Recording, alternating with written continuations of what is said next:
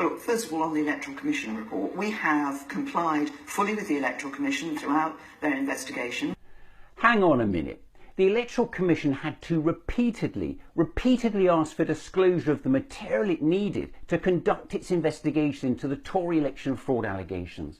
The Commission even had to go as far as applying to the High Court for an order that would give it access to the party's records.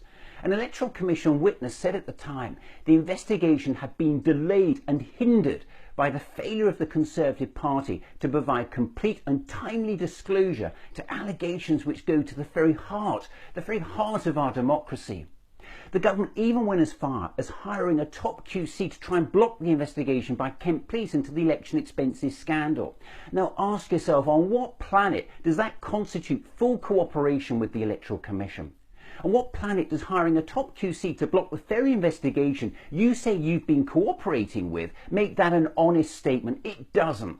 What the Prime Minister said is simply not true. Now, if we can't trust Theresa May to tell us the truth on something like this on national television, how can we trust her to keep us truthfully informed on anything else?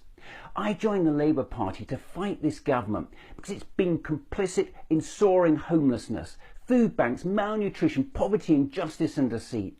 It's a government that's proved itself morally bankrupt, a government that forces children, the disabled, the unemployed into poverty so it can cut taxes for millionaires. A government whose austerity agenda punishes the poor for the crimes of the rich. That's why I choose to stand and fight with Jeremy Corbyn, a man of honesty and integrity in a political system now based on deceit and spin, and graphically illustrated only last week by May's lie on national television that her party had cooperated fully with the Electoral Commission.